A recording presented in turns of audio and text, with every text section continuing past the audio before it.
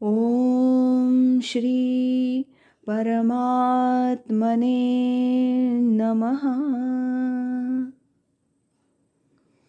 नमस्कार. आजपासून आपण स्वामी प्रज्ञानंद लिखित विवेके देवास धुंडावे या पुस्तकाचं वाचन क्रमशः ऐकणार आहोत. आज ऐकूया या पुस्तकातील स्वामी प्रज्ञानंद यांनी लिहिलेलं हे मनोगत. परमपूज्य स्वामी अमलानंद यांची 25वी पुण्यतिथी यावर्षी येत आहे. यानिमित्त काही आगळी भेट साधक भक्तांना द्यावी असा विचार करून विवेके देवास धुंडावे हा ग्रंथ सिद्ध केला आहे. गेल्या 3 तपांच्या कालावधीत विविध विषयावर प्रवचनं केली, अनेक मासिकांमधून लेख लिहिले. त्यातील साधकांसाठी काही मार्गदर्शन लाभेल अशा निवडक लेखांचा हा संग्रह वाचकांच्या हाती देताना अतिशय आनंद होत आहे. विवेके देवास धुंडावे हा अर्धचरण दासबोधामध्ये आलेला आहे. तो अर्थपूर्ण आहे. देव विवेकानं शोधावा, पहावा, अनुभवावा असं समर्थांचं सांगणं आहे. देवाच्या अस्तित्वाबद्दल संदेह बाळगण्याचं कारण नाही. देव अनादी आहे, आजही आहे आणि उद्याही असणारच आहे. देवाची प्रयोगशाळेत तपासणी करता येणार नाही. तो फक्त अनुभवाचा, चिंतन मननाचा विषय आहे. सद्गुरू कृपाबळानंच तो जाणता येतो. जे आधी सद्भक्त सत्शिष्य होतात त्यांनाच तो प्राप्त होतो. शाश्वतास शोधित गेला, तेणे ज्ञानी साच झाला, विचार सांडून मिळाला निर्विचारी. अंतरी विवेके उमजावे सकळ काही असं समर्थांचं सांगणं आहे. साधक आचार विचार शुद्ध वीतरागी सज्जन असा असेल तर त्यालाच तो उपासनेद्वारा मिळू शकेल. या ग्रंथातील पहिले 3 लेख म्हणजे कोल्हापूर इथल्या गुरु महाराजांच्या वाड्यात झालेली प्रवचन सेवा आहे. साधक साधना साध्य असा विषय होता. आपल्या अनेक प्रापंचिक इच्छा वासनांपैकीच एक इच्छा म्हणून कोणी देव भेटावा असं म्हणत असेल तर ती मागणी चुकीची ठरते. देव भेटावा ही तीव्र तळमळ असली पाहिजे. अंतरीच्या तीव्र उमाळ्यानं तो ध्यास लागला पाहिजे तरच साधकाची वाटचाल सुरू होते. मग संत भेटतात, सद्गुरू भेटतात. त्यांची कृपा झाली की साधनेला योग्य दिशा मिळते, सामर्थ्य प्राप्त होतं. देवप्राप्तीच्या अनेक मार्गांपैकी सोहम साधना ही एक प्रमुख साधना उपासना आहे.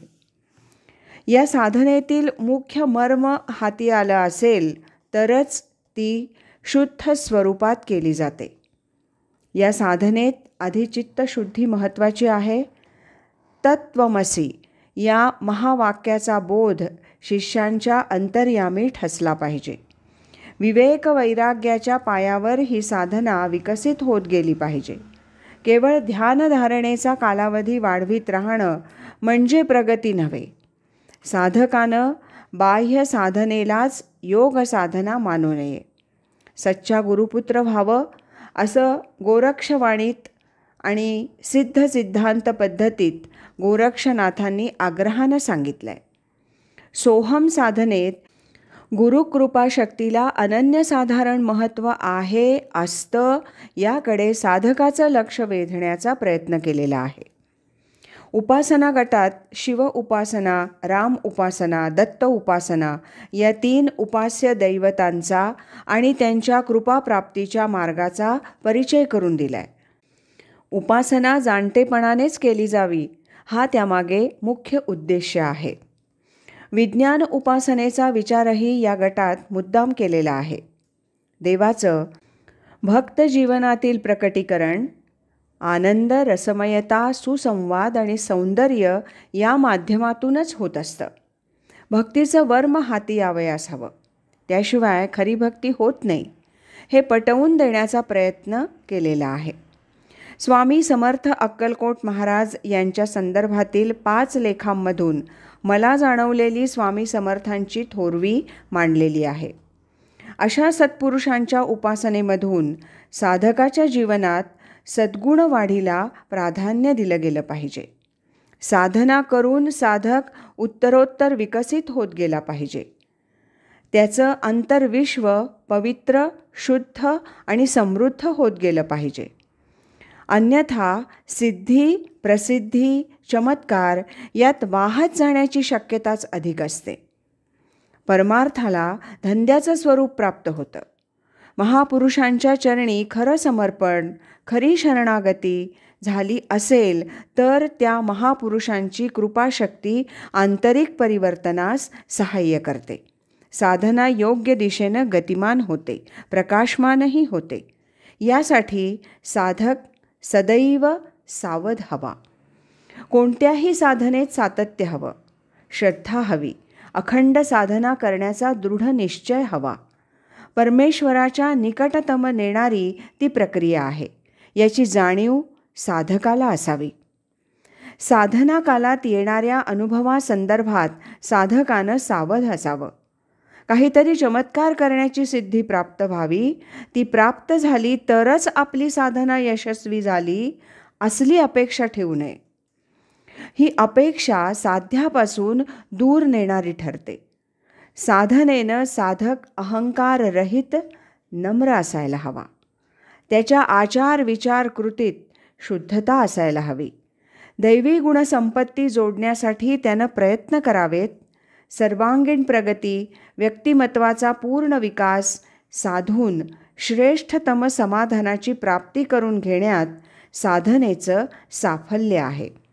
या सर्व गोष्टींकडं साधकाचं लक्ष वेधण्याचा प्रयत्न या ग्रंथात केलेला आहे. परमपूज्य स्वामी अमलानंदांच्या कृपाप्रसादानं साधक जीवनाला आवश्यक असं जे विचारधन मला प्राप्त झालं ते सर्वांपुढं ठेवण्याचा हा एक नम्र प्रयत्न आहे. त्यांच्या रौप्य महोत्सवी पुण्यतिथीच्या निमित्तानं हा वैचारिक उपहार आपल्या पुढं ठेवला आहे. त्याचा आनंदानं आपण स्वीकार करावा ही प्रार्थना. या ग्रंथाला परमपूज्य स्वामी गोविंददेवगिरी महाराज तथा किशोरजी व्यास यांची प्रस्तावना लाभली हे मी माझं परमभाग्य समजतो. त्यांचे शुभाशीर्वाद माझ्या चिंतन मननाला लाभले असं मी मानतो. मी त्यांचा निरतिशय आभारी आहे. श्रीयुत सुनील देशपांडे, सौ गीता देशपांडे यांनी ध्वनिफितीवरून प्रवचनं ऐकून लिहून दिली. तसंच त्यांनी संग्रहित केलेल्या माझ्या लेखांमधून यातील सर्व लेख निवडून एकत्रित केलेले आहेत. या कामी श्रीयुत पुनीत गांधी यांनी मोलाचं सहाय्य केलं. ग्रंथाचं मुखपृष्ठ श्रीयुत सुरेश पंडित सांगली यांनी तयार केलं. तसंच राजहंस प्रिंटिंग प्रेसनं अल्पावधीतच हा ग्रंथ छापून उत्तम सहकार्य केलं. या सर्वांना मनःपूर्वक धन्यवाद. ग्रंथ सद्गुरुचरणी अर्पण करीत आहे. आपला स्वामी प्रज्ञानंद. स्वामी प्रज्ञानंद लिखित मनोगत आपण ऐकलं. उद्याच्या भागात या ग्रंथासाठी स्वामी गोविंददेवगिरी महाराजांनी प्रस्तावना लिहिलेली आहे, त्याचं वाचन आपण ऐकूया. हरि ओम तत्सत.